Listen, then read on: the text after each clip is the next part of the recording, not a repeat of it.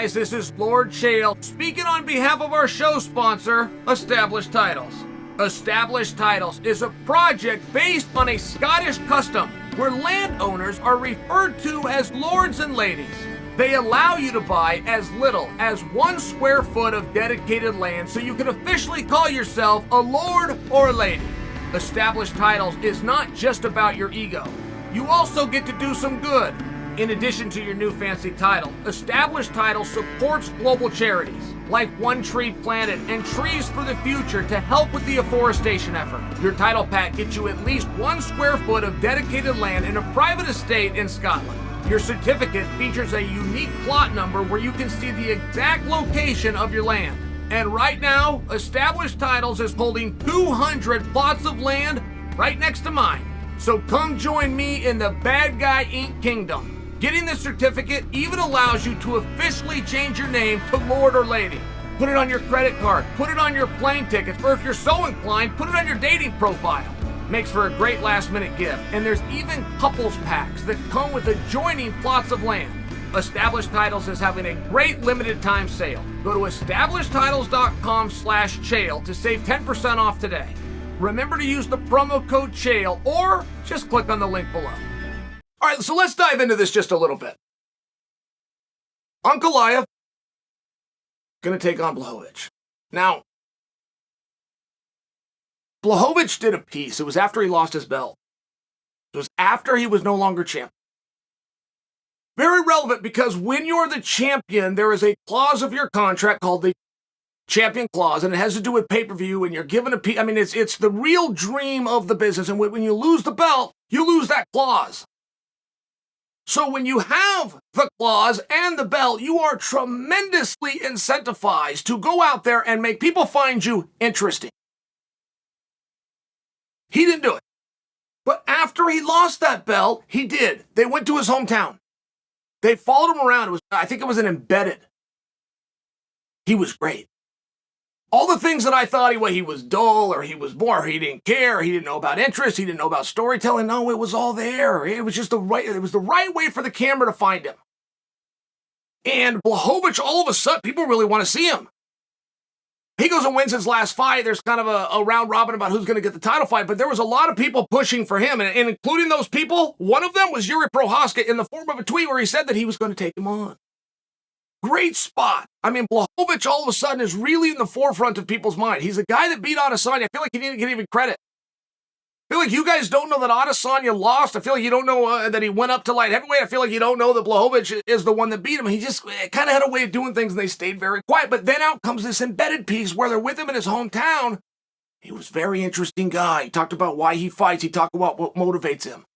He talks about the drive. He talked about what it meant to lose the title. He talked about why he's so motivated to get it back. Okay, great. I got to know what matters to you, but now I do. I know this from Blachowicz, but I want you to understand this story. Prochazka defeats Glover. Greatest light heavyweight fight I've ever seen. In a very rare situation, a rematch will be made at the press conference. Very rare. Every single press conference generally has the same note, which is somebody asking Dana what's next, and Dana saying, let's see what happens. Now, there's a lot of reasons Dana has to say that. First off, he hasn't talked to the guys. He hasn't talked to their managers. He hasn't, right? They haven't had time to digest, so Dana doesn't know if what he's going to say is right. I got to talk to these guys. Second, I got to hear from the commission. I don't know if they're hurt. I don't know if these guys are going to be suspended. We got drug tests that are out there that takes 30 days to get back. I mean, just to know you got some moving parts, and then you got to have the venue, and you got to have some stuff. So it's a good reason why Dana says, let's see what happens. But there has been a rare occasion. I'll offer you an example.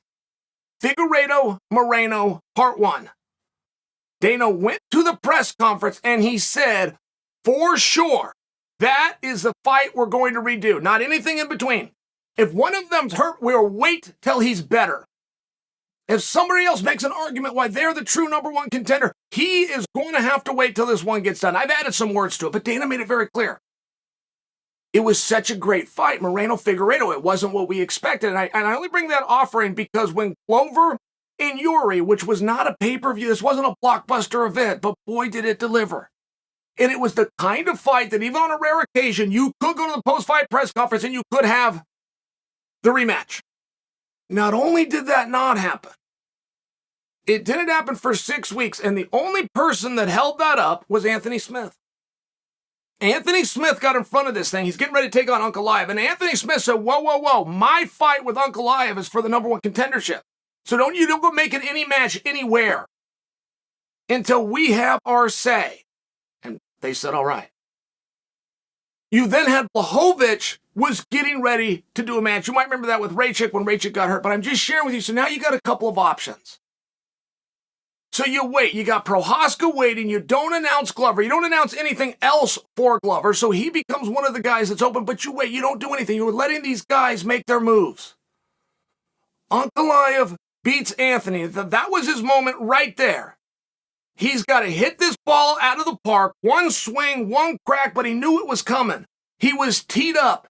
He had plenty of time to prepare what he was going to say in the event that he was interviewed if he was to beat Lionheart. And they come in with the microphone, and it didn't happen. He just did not demand. He didn't even softly make the case for why he should be next for Prochazka.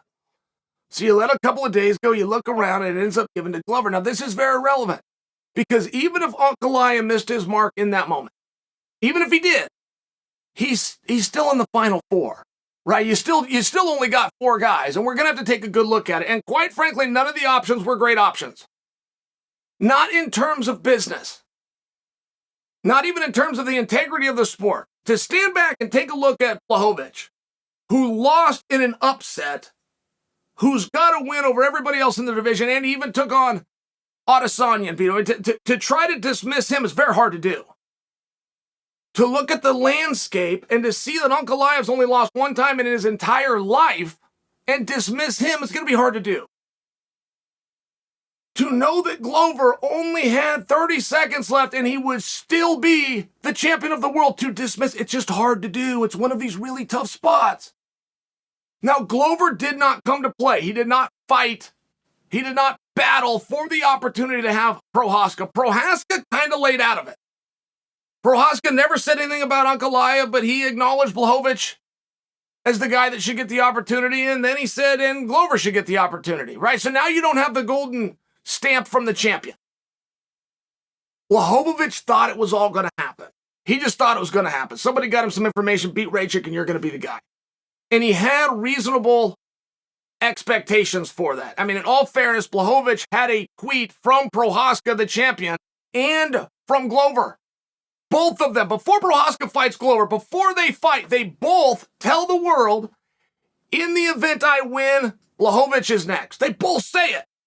So for Blachowicz to take his foot off the gas and his eye off the ball and think all of these things were just going to work out, which nothing in life ever does, but for him to come to that conclusion was reasonable. He really didn't do anything wrong, but now you got 4 guys and none of them want to play. So the promoter at one point isn't going to go with the past of lethal resistance or the one that's the most successful. They're all interchangeable mediocrities in the eye of you, the audience, and in anticipation, which is the only thing that makes a dollar in this business. They're all equal. And they're mediocrities, and they're not going to do great.